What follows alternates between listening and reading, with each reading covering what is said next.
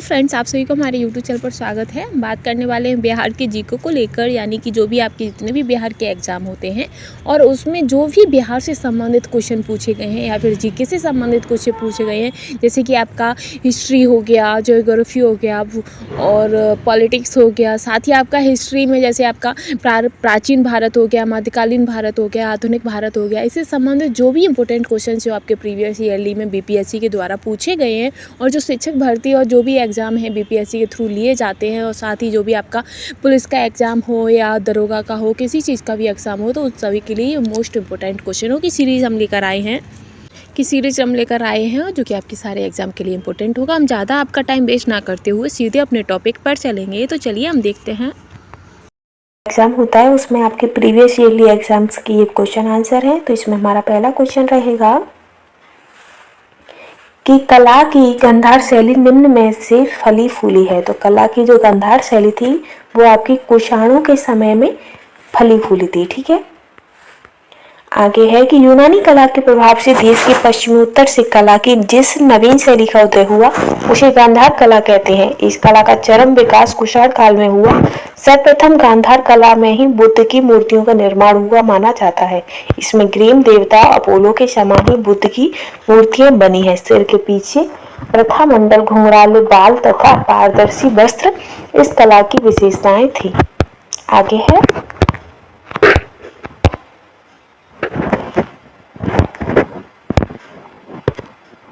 Next है कि टीपू सुल्तान ने अपनी राजधानी बनवाई थी। तो टीपू सुल्तान ने अपनी राजधानी श्रीरंगपट्टनम में बनाई थी।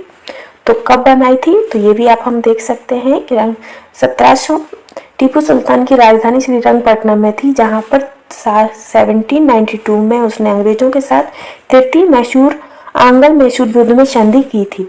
1799 के चतुर्थ आंग्ल मैसूर युद्ध में श्रीरंगपट्टनम की रक्षा करता हुआ टीपू सुल्तान की मृत्यु हो गई थी। अगर मृत्यु से पूछेंगे तो 1799 में उनकी मृत्यु हो गई थी। आगे है कि जंतर मंतर का निर्माण किया था। तो जंतर मंतर का निर्माण किसने, तो महाराजा जय सिंह ने। जंतर मंतर का निर्माण जयपुर के राजा सवाई जय सिंह ने कराया था, जिन्होंने 5 वेधशालाओं का भी निर्माण कराया, जो दिल्ली में, बनारस में, जयपुर में, उज्जैन में, मथुरा में स्थित है। इन्होंने अश्वमेध यज्ञ भी किया था। किसने, राजा जय सिंह ने। नेक्स्ट है कि महारानी विक्टोरिया को भारत की साम्राज्ञी नियुक्त किया गया था। तो महारानी विक्टोरिया को 1877 में भारत की महारानी नियुक्त किया गया था। नेक्स्ट है कि महात्मा गांधी अपना राजनीतिक गुरु किसको मानते थे, तो महात्मा गांधी अपने राजनीतिक गुरु गोपाल कृष्ण गोखले को मानते थे। आगे चलेंगे।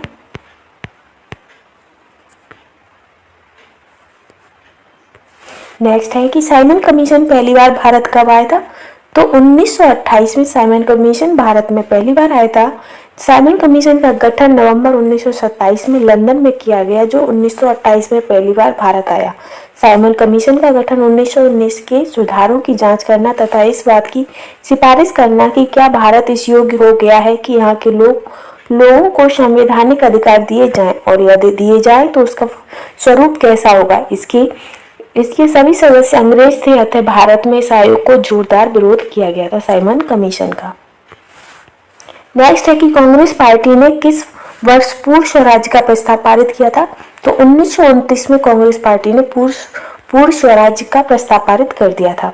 और ये प्रस्ताव किसने, तो ये पंडित जवाहरलाल नेहरू की अध्यक्षता में पूर्ण स्वराज का प्रस्ताव पारित किया गया था और 26 जनवरी को स्वतंत्रता के रूप में मनाने का निश्चय किया गया था। आगे है कि 1919 में भारतीय इतिहास से संबंधित है। तो 1919 किससे संबंधित है, तो ये आपका जलियांवाला बाग हत्याकांड यानी कि बाग त्रासदी से संबंधित है।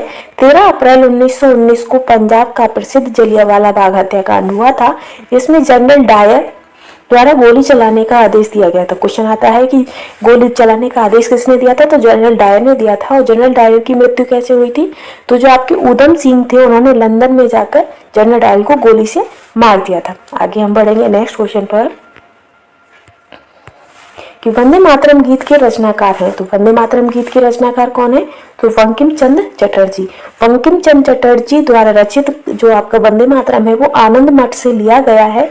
साथ ही जो रविंद्रनाथ टैगोर ने जनगण मन लिखा था, क्वेश्चन आपसे काफी बार पूछता है कि जनगण मन किसने लिखा है, तो वो आपका रविंद्रनाथ टैगोर ने लिखा है। और जयशंकर प्रसाद है, उन्होंने हिमाद्री तुंग सुरंग से नामक कविता की रचना की थी। ठीक है, आगे हम बढ़ेंगे।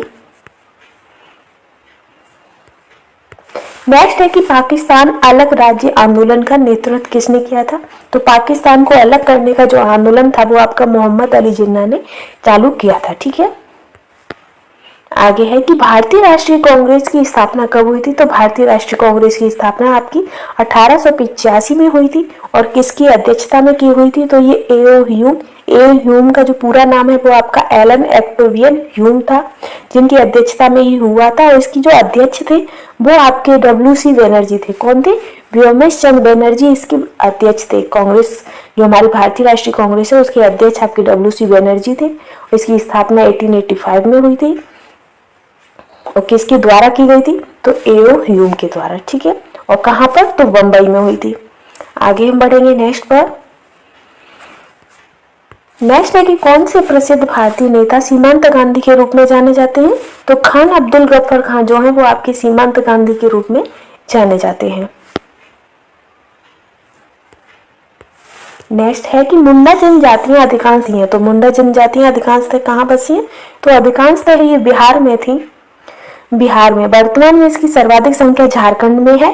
जनजाति मुख्यतः छोटा नागपुर में निवास करती है। मध्य प्रदेश में भील, गोंडा आदि जनजातियां पाई जाती हैं। असम में बोडो, राभा, दिमारा आदि जनजातियां निवास करती हैं। उत्तर प्रदेश में कोल, थारू, कारवाल आदि जनजातियां पाई जाती हैं। तो इसका जो आपका मुंडा का जो है वो बिहार होगा, पर एकदम कंफर्म नहीं है, लेकिन इसका बिहार ही होगा क्योंकि इसमें बिहारी में आपकी पाई गई है। आगे है कि लक्षद्वीप टापू अवस्थित है। तो जो आपका लक्षद्वीप टापू है वो कहाँ? तो ये आपका दक्षिण पश्चिमी भारत में स्थित है आपका लक्षद्वीप टापू। ठीक है, जिस पर आपके 36 द्वीप है, जिनमें केवल 7 द्वीप है उन्हीं पर जीवन है। और टोटल कितने हैं? तो 36 है। ठीक है, और बंगाल की खाड़ी में अंडमान निकोबार द्वीप समूह स्थित है।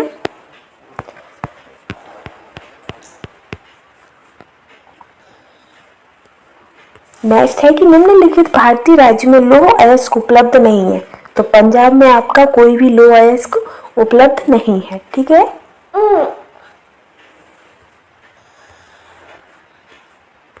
नेक्स्ट है कि सबसे अधिक तेल निर्यातक देश है। तो सबसे अधिक तेल निर्यातक देश कौन सा है? तो वो आपका सऊदी अरब है। कौन सा? सऊदी अरब। ठीक है, जो कि आपके विश्व में कच्चे तेल के उत्पादन में सबसे ज्यादा अमेरिका, सऊदी अरब, जो अमेरिका है वो पहले पर है, सऊदी अरब द्वितीय पर है और रूस आपका तीसरे स्थान पर है। ठीक है, नेक्स्ट है कि बड़ी लाइन की दो पटरियों के बीच की दूरी होती है। जो बड़ी लाइन होती है उसकी जो पटरियां होती है उनकी दोनों के बीच की जो दूरी होती है वो कितनी होती है? तो वो आपकी होती है 5.5 फीट। कितनी? 5.5 फुट। यानी कि जो टोटल आप मान लें तो 5 फुट 6 इंच की होती है। तो बड़ा गेज के बीच की जो पटरियां होती है उनके बीच की दूरी। आगे है नेक्स्ट है कि निकोलस कोपरनिकस प्रसिद्ध है। जो निकोलस कोपरनिकस है वो आपकी क्यों प्रसिद्ध है? तो ये यह बताने के लिए प्रसिद्ध है क्योंकि ग्रह सूर्य के चारों ओर चक्कर लगाते हैं, ना कि पृथ्वी। ठीक है, इसलिए ये आपके प्रसिद्ध है। और ये इन्होंने कब बताया था? तो 1530 में इन्होंने बताया था कि जो पृथ्वी है वो चक्कर नहीं लगाती, बल्कि ग्रह सभी आपके सूर्य के चारों ओर चक्कर लगाते हैं। नेक्स्ट है कि गोबी का मरुस्थल है। तो गोबी का मरुस्थल आपका चीन में है। ठीक है, गोबी का मरुस्थल मंगोलिया एवं चीन में स्थित है। और दक्षिण अमेरिका में अंटाकामा है आपका। दिसितो डे सेचुरा ये आपका उत्तर पश्चिम पेरू में है। और पश्चिम अफ्रीका में आपका सहारा मरुस्थल है। दक्षिण ऑस्ट्रेलिया में ग्रेट विक्टोरिया मरुस्थल पाया जाता है। नेक्स्ट है कि बिहार राज्य अवस्थित है निम्न देशांतरों के मध्य। तो बिहार राज्य आपका 84 डिग्री पूर्व से 88 डिग्री पूर्व तक आपका बिहार राज्य स्थित है। ठीक है, नेक्स्ट है शीन नदी किस नगर से होकर बहती है? तो जो आपको शीन नदी है वो आपकी पेरिस से होकर बहती है। ठीक है, क्योंकि जो शीन नदी के तट पर आपका पेरिस है और रोम नगर आपका टाइबर नदी के किनारे है। लंदन आपका टेम्स नदी, तो ये क्वेश्चन इंपॉर्टेंट है, लंदन टेम्स, ये काफी बार पूछा गया है। फ्रैंकफर्ट आपका राइन नदी के किनारे है, ठीक है। नेक्स्ट है स्वेज नहर जोड़ती है, तो स्वेज नहर किसको जोड़ती है, तो ये आपकी भूमध्य सागर को लाल सागर से जोड़ती है स्वेज नहर।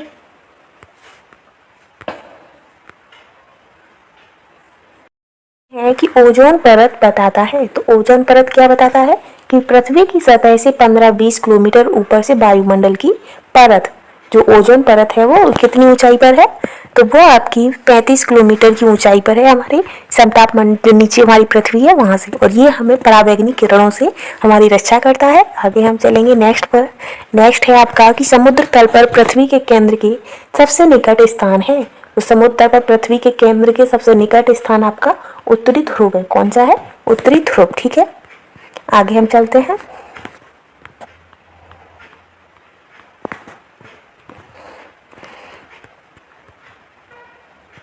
नेक्स्ट है आपका कि एस्परांटो है, तो एस्परांटो क्या है, तो यह विश्व भाषा के रूप में कार्य करने के लिए बनाई गई एक कृत्रिम भाषा है। कैसी कृत्रिम भाषा है, विश्व भाषा के रूप में कार्य करने के लिए, ठीक है। नेक्स्ट है एक स्विट्जरलैंड में बोली जाने वाली प्रधान भाषाएं कौन सी हैं, तो स्विट्जरलैंड में आपकी जर्मन, फ्रेंच और इटालियन भाषा का यूज किया जाता है। जैसे हमारे यहाँ पे हिंदी का यूज किया जाता है, उर्दू का, वैसे ही वहाँ पर ये की जाती हैं। आगे है कि कौन सा कथन असत्य है, तो इनमें से असत्य कथन कौन सा है, तो वो आपका है कि उपराष्ट्रपति का चुनाव भारत का राष्ट्रपति करता है। ये कथन आपका गलत है और हमें कथन गलत ही बताना है, तो ये हमारा ऑप्शन सी करेक्ट हो जाएगा। आगे है भारत में उपराष्ट्रपति का निर्वाचन सदस्य के दोनों सदनों के द्वारा एकल संक्रमणी मत पद्धति से अनुपातिक मत प्रणाली द्वारा संपन्न होता है। उपराष्ट्रपति के निर्वाचन में संसद के निर्वाचित और मनोनीत दोनों सदस्य भाग लेते हैं। नेक्स्ट है कि अगर भारत के राष्ट्रपति के चुनाव में कोई विवाद है तो उस विवाद को सौंपा जा सकता है, तो उस विवाद को किस में सौंपा जा सकता है, तो भारत की सर्वोच्च न्यायालय में, ठीक है।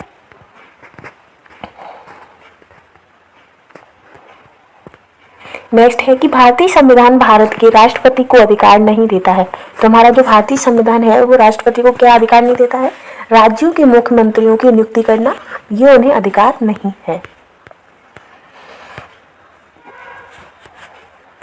नेक्स्ट है अगर कोई धन विधेयक लोकसभा द्वारा स्वीकृत हो जाए तो राज्यसभा इसे अधिक से अधिक रोक सकती है, तो राज्यसभा इसे 14 दिन तक अधिक से अधिक रोक सकती है।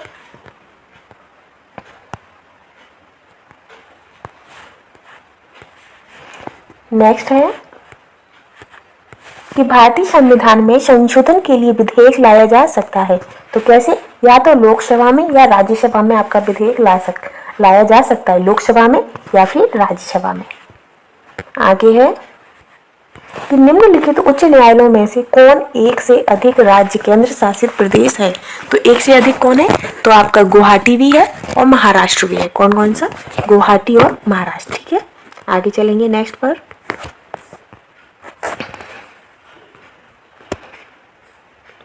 नेक्स्ट है कि भारत के सर्वोच्च न्यायालय की स्वीकृत क्षमता क्या है, तो भारत की सर्वोच्च न्यायालय की स्वीकृत क्षमता आपकी 25 है। कितनी है, 25, और 25 इसमें ऑप्शन नहीं है, इसलिए आपका ये क्रॉस लगा है, 25 होगा इसका आंसर करेक्ट, ठीक है।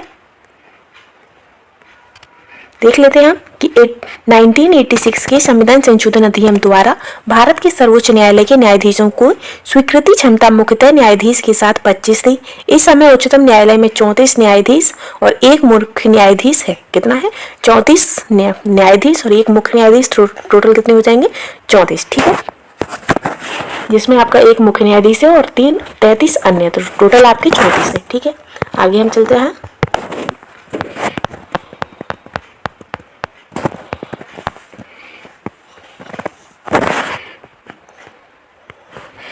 नेक्स्ट है भारतीय संविधान के लिए प्रथम संशोधन विधेयक लाया गया था, तो भारतीय संविधान के लिए प्रथम संशोधन विधेयक लाया गया था वो आपका 1951 में, कब, 1951 में। नेक्स्ट है कि सिक्किम भारत का एक राज्य बनाया गया है, तो सिक्किम भारत का कैसा राज्य बनाया गया है, तो इसमें जो आपका ऑप्शन है वो अधिनियम का दे दिया है और ये एक आपका संयुक्त राज्य की संज्ञा दी गई है सिक्किम को, और वो आपका रहेगा 35वें संविधान संशोधन के अंतर्गत सिक्किम को एक संयुक्त राज्य की संज्ञा दे दी गई है। ठीक है, आगे है कि भारत में पंचायती राज्य की अनुशंसा के लिए बनी समिति के अध्यक्ष थे।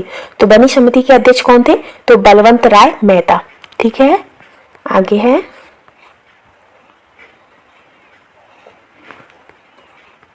नेक्स्ट है कि सरकार की पंचायती राज प्रणाली की प्रमुख विशेषताएं क्या हैं? तो इसकी ये सभी ही प्रमुख विशेषताएं हैं। ठीक है, इसमें सरकार की 3 श्रेणियां होती हैं। इसका लक्ष्य गांवों को सामाजिक एवं आर्थिक न्याय प्रदान करना है। जिला परिषद में इसके सदस्य के रूप में कुछ सांसद होते हैं। तो ये सभी इसकी विशेषताएं हैं। ठीक है, आगे बढ़ते हैं हम नेक्स्ट पर। नेक्स्ट है आपका कि वर्ष 1992 से 93 के लिए वित्तीय घाटा प्रदर्शन है लगभग, तो कितना है? 5,000 करोड़ रुपए।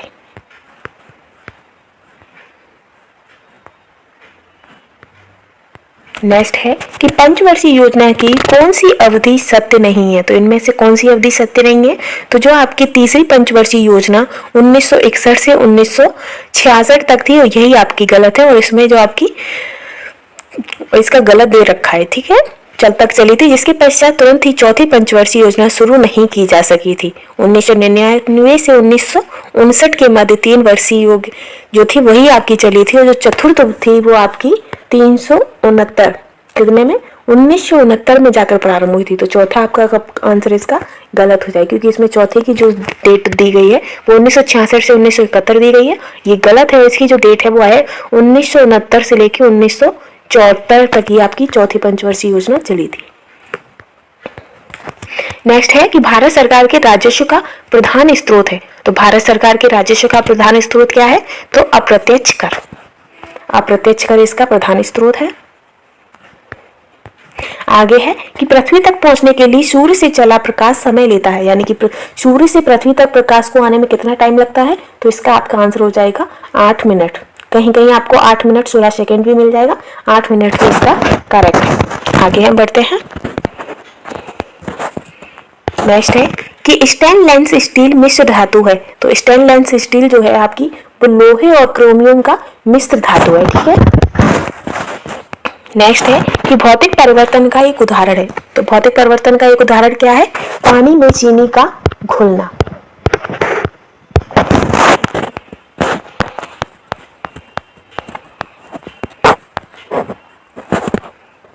नेक्स्ट है तब कोई प्रतिक्रिया नहीं होती है जब भाप गुजरती है ऊपर से।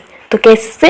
एल्युमिनियम के ऊपर से। जब कोई प्रतिक्रिया नहीं होती है, जब भाप एल्युमिनियम के ऊपर से गुजरती है तब कोई भी प्रतिक्रिया नहीं होती है। नेक्स्ट है कि पास्चुराइजेशन एक प्रक्रिया है जिसमें दूध को, तो इसका आंसर हो जाएगा इनमें से कोई नहीं, क्योंकि इसमें दूध को आपका गर्म किया जाता है फिर ठंडा किया जाता है।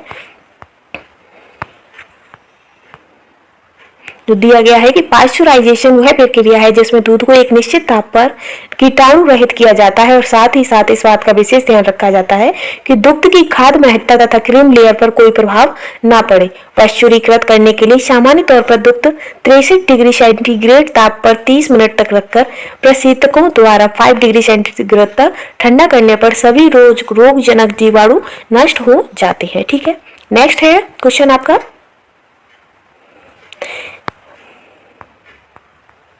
एम्फीबिया बताता है। तो एम्फीबिया क्या बताता है? तो ये आपका जल एवं स्थल दोनों पर ही रह सकने वाले पशुओं को बताता है। कौन सा? एम्फीबिया। तो एम्फीबिया आपको बताता है कि कौन सा पशु आपका जल में रह सकता है और कौन सा थल में, और साथ ही दोनों पर ही रह सकते हैं।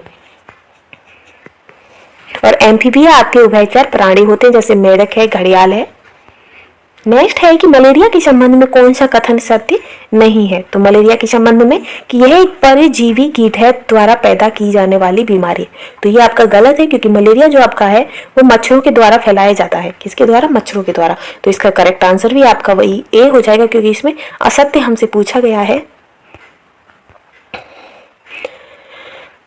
और मलेरिया के लक्षण क्या है? तेज बुखार आना, पसीना आना, सिर दर्द होना, थकान, जी मिचलाना, ये सभी आपके मलेरिया के लक्षण है। और साथ ही ये आपका जो मलेरिया है वो एनाफिलीज मच्छरों के काटने से फैलता है। नेक्स्ट है कि परमाणु ऊर्जा में भारतीय कार्यक्रम के जनक हैं। तो परमाणु ऊर्जा में भारतीय कार्यक्रम के जनक आपके H.J. भाभा है। आगे है आपका 49 क्वेश्चन कि अंतरिक्ष विज्ञान पर अनुसंधान और विकास का श्रेय जाता है। तो अंतरिक्ष विज्ञान पर अनुसंधान और विकास का श्रेय आपका वी साराभाई को जाता है। किसको जाता है?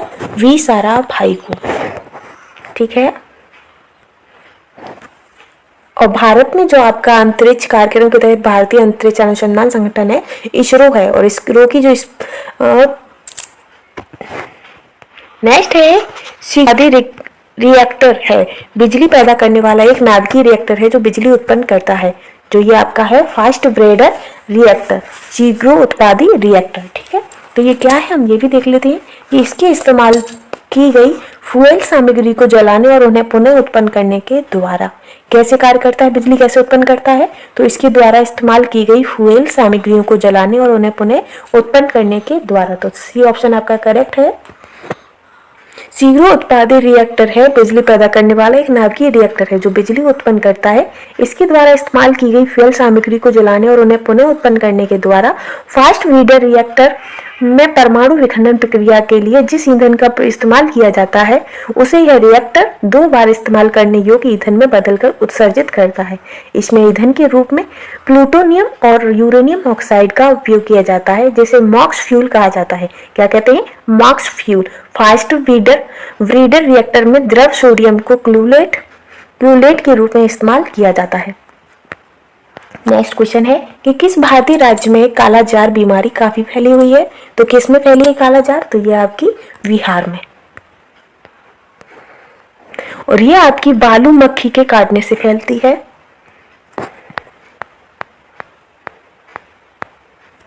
नेक्स्ट है कि बिहार में साक्षरता का स्तर है। तो बिहार में साक्षरता का स्तर कितना है? तो ये आपका 38.59 है और इसमें आपका ऑप्शन नहीं है। और अगर नजदीकी देखा जाए तो सी ऑप्शन आपका इसका करेक्ट रहेगा। ठीक है। आगे हम चलेंगे। और सर्वाधिक साक्षरता वाला जिला कौन सा है बिहार में? तो आपका रोहतास है।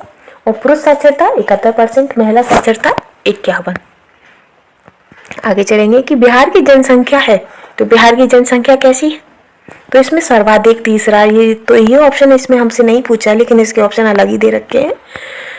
तो जो बिहार की जनसंख्या है वो जनसंख्या की दृष्टि से तीसरा सबसे बड़ा देश है, तीसरा सबसे बड़ा राज्य है जहाँ पर सबसे ज्यादा जनसंख्या है बिहार में।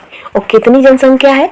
तो 83,03,000 बहुत है, 8,63,38,853। ये इतनी यहाँ की जनसंख्या है। नेक्स्ट है कि बुतरस घाली और संयुक्त राष्ट्र संघ के नए महासचिव कहाँ के हैं? जो बुतरस घाली हैं वो संयुक्त राष्ट्र संघ के जो नए महासचिव हैं ये कहाँ के? तो ये आपके मिस्र के हैं। ठीक है।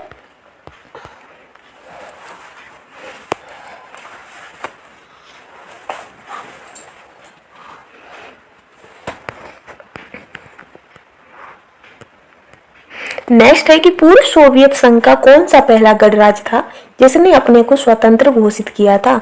तो ये जो आपका लिथुआनिया है इसने सबसे पहले अपने आप को स्वतंत्र घोषित किया था। ठीक है, लिथुआनिया। आगे है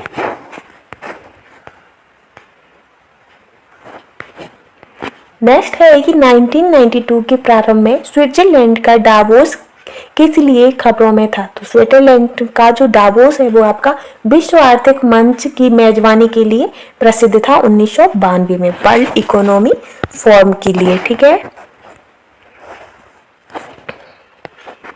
आगे है इजराइल और PLO के बीच प्रथम सीधी बैठक हुई। तो कब प्रथम सीधी बैठक हुई है? कहाँ पर? तो मैड्रिड में हुई है। ठीक है। और कब हुई थी? तो ये आपकी 1991 और 92 में हुई थी। ठीक है। आगे है कि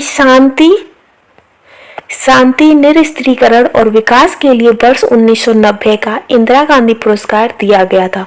तो किसको दिया गया था? तो सेमनू जोमा को दिया गया था 1990 में शांति और निरस्त्रीकरण और विकास के लिए इंदिरा गांधी पुरस्कार। ठीक है। नेक्स्ट है, प्रसिद्ध फिल्म निर्देशक सत्यजीत रे को हाल ही में निम्नलिखित पुरस्कार मिला है। तो किसमें मिला है? जीवन भर की उपलब्धियों का विशेष ऑस्कर पुरस्कार।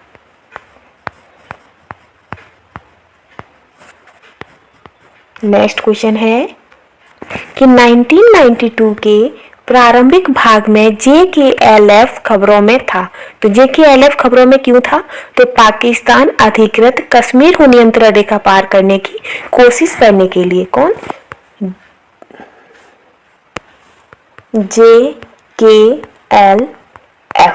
ठीक है, आगे चलेंगे कि हाल ही में बिहार में हुई नरसंहार की घटना जिसमें लगभग 40 लोग मारे गए थे, कहां पर हुई थी? तो वो आपकी भागलपुर में हुई है। और ये हाल ही में आपका जो एग्जाम है वो काफी पुराना है, 1991 की बात हो रही है। नेक्स्ट है कि पंजाब विधानसभा के लिए हाल ही में हुए चुनावों में भारतीय जनता पार्टी द्वारा जीती गई सीटों की संख्या कितनी थी? तो 6 थी।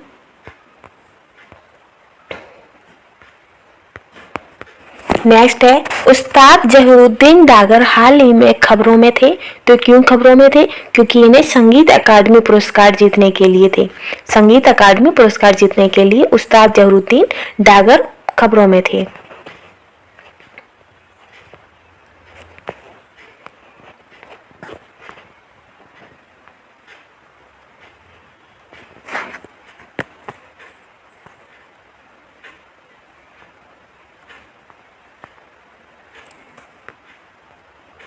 नेक्स्ट है, भारत ने 1951 को घोषित किया है।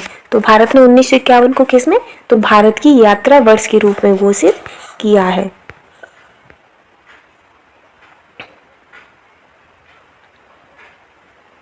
नेक्स्ट है, 1992 में घोषित गणतंत्र दिवस के पुरस्कारों में भारत रत्न पुरस्कार दिया गया था। तो किसको दिया गया था? तो ये आपका JRT टाटा को दिया गया था भारत रत्न पुरस्कार। और 2019 में पुरस्कार ये आपका नानाजी देशमुख को दिया गया है। किसको? नानाजी देशमुख को, भूपेंद्र हजारिका को और प्रणब मुखर्जी को आपको 2019 में दिया गया है।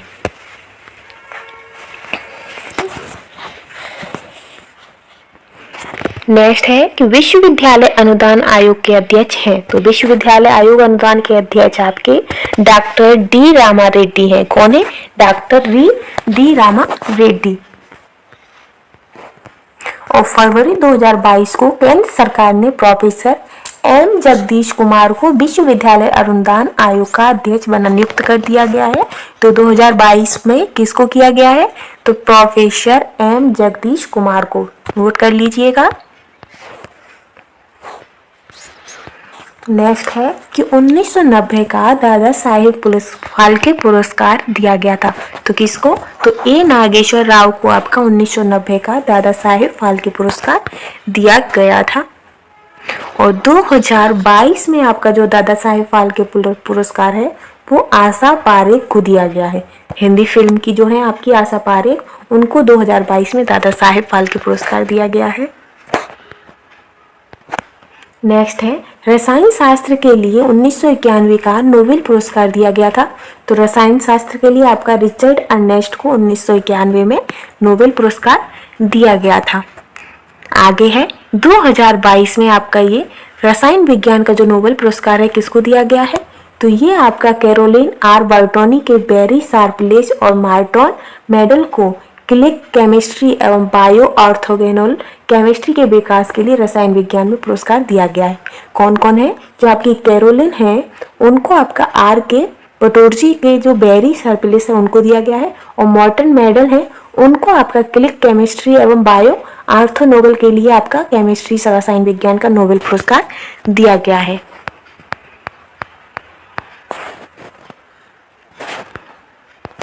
नेक्स्ट है 1992-93 के रेलवे बजट में अतिरिक्त राजस्व में वृद्धि की अनुमान है। कितना अनुमान है लगभग? तो वो आपका 2090 करोड़। और 2022-23 में कितना है ये अनुमान? तो आपका इकाई ढाई सिकड़ हजार से लाख आपका 2,40,000, कितना 2,40,000, और 92 में कितना था 2,090, और अब वर्तमान में कितना है तो 2,40,000, कितना अंतर आ गया है। आगे है वर्ष 1991 का डेविस कप जीता था, तो वर्ष 1991 का डेविस कप किसने जीता था, तो ये आपका फ्रांस ने जीता था, और 2022 में डेविस कप आपका ऑस्ट्रेलिया ने जीता है।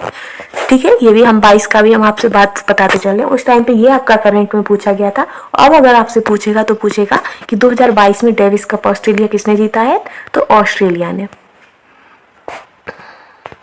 आगे है भारत और ऑस्ट्रेलिया के बीच हाल ही में खेली गई क्रिकेट मैच श्रृंखला के संबंध में कौन सा कथन सही है, तो इसका आंसर आपका पहला हो जाएगा। डच आंदोलन शुरू करने का उद्देश्य था, तो डच आंदोलन शुरू करने का उद्देश्य क्या था, तो क्षेत्रीय सहयोग। ठीक है, और ये कब हुआ था, तो ये आपका 1985 में सार्क डचेस की स्थापना की गई थी। आपसे पूछ सकता है कि सार्क की स्थापना कब हुई थी, तो सार्क की स्थापना आपकी 1985 में हुई थी, और जिसमें आपके 8 देशों का संगठन बनाया गया था, south Asia association of regional corporation, ये आपकी सार्क की फुल फॉर्म है। और इसके सदस्य कौन कौन थे, तो काठमांडू इसका जो था मुख्यालय बनाया गया था सार्क का, और इसमें देश थे आपके भारत, पाकिस्तान, बांग्लादेश, श्रीलंका, नेपाल, मालदीव, भूटान व अफगानिस्तान। नेक्स्ट क्वेश्चन है कि मदर टेरेसा के द्वारा स्थापित धर्म संघ कहलाता है, तो क्या कहलाता है, मिशनरीज ऑफ चैरिटी। क्या, मिशनरीज ऑफ चैरिटी। आगे है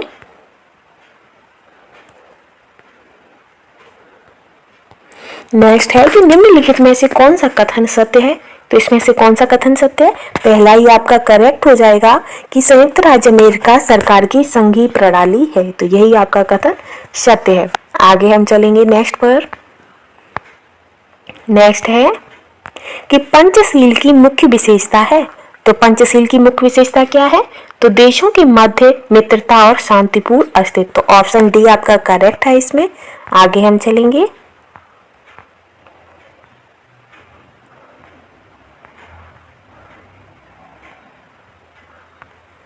नेक्स्ट है कि बिछेंद्री पाल निम्न क्षेत्र में एक सुपरिचित नाम है, तो किस क्षेत्र में, तो पर्वतारोहण में ये जो बिछेंद्री पाल है वो आपकी एवरेस्ट शिखर पर विजय प्राप्त करने वाली है, और ये पर्वतारोही के रूप में सुप्रसिद्ध है।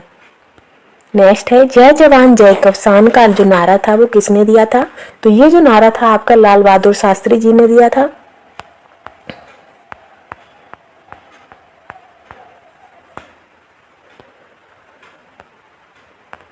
नेक्स्ट है कि कौन से प्रसिद्ध भारतीय गुरुदेव के नाम से जाने जाते हैं, तो गुरुदेव के नाम से आपके रविंद्रनाथ टैगोर जाने जाते हैं।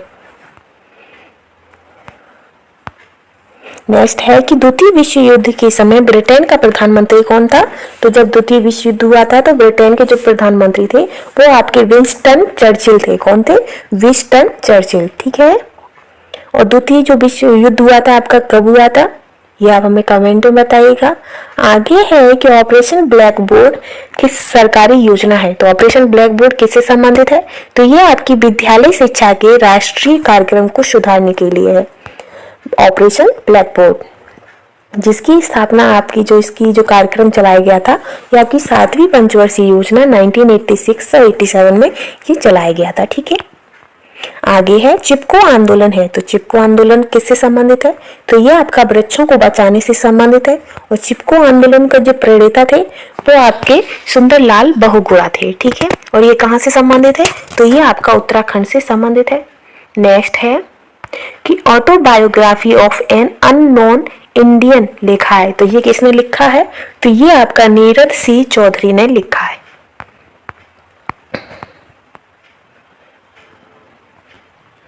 आगे है इंडिया विंग्स फ्रीडम के लेखक है, तो इंडिया विंग्स फ्रीडम के लेखक आपके अब्दुल कलाम आजाद हैं।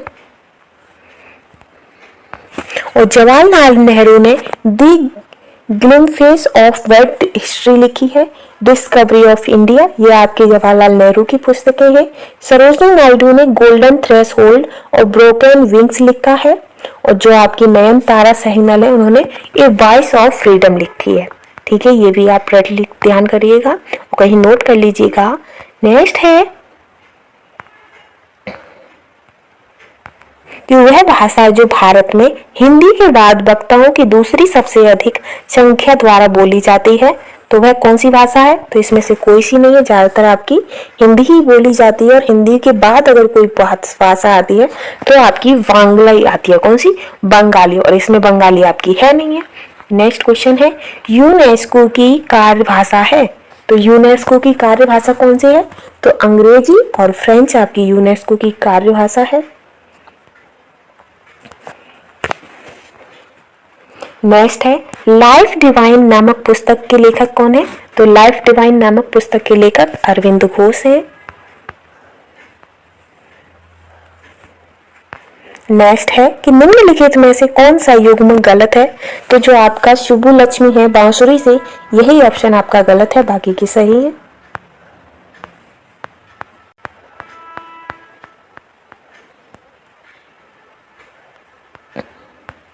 नेक्स्ट है कि निम्नलिखित पत्रकारों में से मैग्सेसे पुरस्कार प्राप्त करने वाला कौन है? तो वो आपके अरुण शौरी है। कौन है? अरुण शौरी। ठीक है। नेक्स्ट है कि विभिन्न राज्य और उनके लोकप्रिय नृत्य इस प्रकार दिए गए हैं, आंध्र प्रदेश, असम, हिमाचल प्रदेश, राजस्थान। राजस्थान का क्लियर हो गया, आपका घूमर है। आगे हम देख लेते हैं। और जो असम है, असम का आपका हो जाएगा बिहू, आंध्र प्रदेश का हो जाएगा बुर्रा, राजस्थान का घूमर, हिमाचल प्रदेश का नट्टी। तो इसका आंसर क्या हो जाएगा? ऑप्शन सी आपका करेक्ट आंसर हो जाएगा। आगे है, भारत में जन्मे 2 अमेरिकी नागरिक जिन्हें विज्ञान के क्षेत्र में नोबेल पुरस्कार मिला था, तो वो आपके हरगोविंद खुराना और एस चंद्रशेखर, जो कि आपके अमेरिकी नागरिक थे और उनका जन्म भारत में हुआ था। नेक्स्ट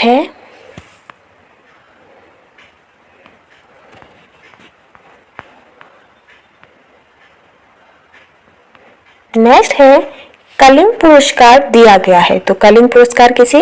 तो ये विज्ञान को लोकप्रिय बनाने के लिए दिया जाता है। और 2021 में यूनेस्को कलिंग पुरस्कार प्रदान किया गया है आपका फ्रांसीसी वैज्ञानिक जीन पियरे को। किसको? जीन पियरे ल्यूमिनेट को 2021 में आपका कलिंग पुरस्कार दिया गया है। नेक्स्ट है, एक वयस्क भारतीय हाथी का भार लगभग होता है। तो एक वयस्क हाथी का भार लगभग 5000 किलोग्राम यानी कि 5 कुंतल के समथिंग होता है। नेक्स्ट है, वैज्ञानिक अल्बर्ट आइंस्टीन प्रसिद्ध है। तो अल्बर्ट आइंस्टीन आपके विद्युत प्रकाश प्रभाव के लिए प्रसिद्ध है, फोटो इलेक्ट्रिक इफेक्ट के लिए। ठीक है। नेक्स्ट है कि वैज्ञानिक इवान पावलोव किस क्षेत्र में अपने कार्यों के लिए प्रसिद्ध थे? तो ये आपके मनोविज्ञान से संबंधित है पावलोव, और उन्होंने कुत्ते पर वो किया था, आविष्कार किए थे। उन्होंने जो थ्योरी अपनाई थी वो कुत्तों पर उन्होंने अपने प्रयोग किए थे। ठीक है। आगे हम चलेंगे।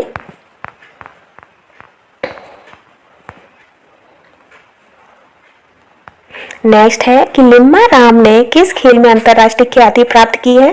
तो लिम्मा राम ने आपकी तीरंदाजी में ख्याति प्राप्त की है। नेक्स्ट है कि किस खेल के लिए थॉमस कप पुरस्कार दिया जाता है? तो किस खेल के लिए? तो ये थॉमस पुरस्कार आपका बैडमिंटन के खेल के लिए दिया जाता है। नेक्स्ट है कि प्रथम एशियाई खेल हुए थे। तो प्रथम एशियाई खेल आपके नई दिल्ली में हुए थे। और जो एशियाई खेलों की जो शुरुआत हुई थी वो आपकी 1951 से हुई थी। आगे है कि संसार का सबसे बड़ा स्टेडियम स्थित है। तो संसार का सबसे बड़ा स्टेडियम आपका संयुक्त राष्ट्र अमेरिका में स्थित है। नेक्स्ट है, प्रकाश पादुकोण किस क्षेत्र से प्रसिद्ध है? तो ये आपके बैडमिंटन से प्रसिद्ध है। नेक्स्ट है, डूरंड कप किस खेल से संबंधित है? तो डूरंड कप जो है आपका वो फुटबॉल से संबंधित है। ठीक है। तो ये फ्रेंड्स हमने आपकी जो जीएस और जीके के संबंधित जो आपका प्रैक्टिस सेट था प्रीवियस ईयरली बीपीएससी की, वो हमने कंप्लीट कर लिया है। अगर आपको कंटेंट पसंद आता है तो चैनल को लाइक शेयर एंड सब्सक्राइब भी कर लीजिएगा। Thanks for watching.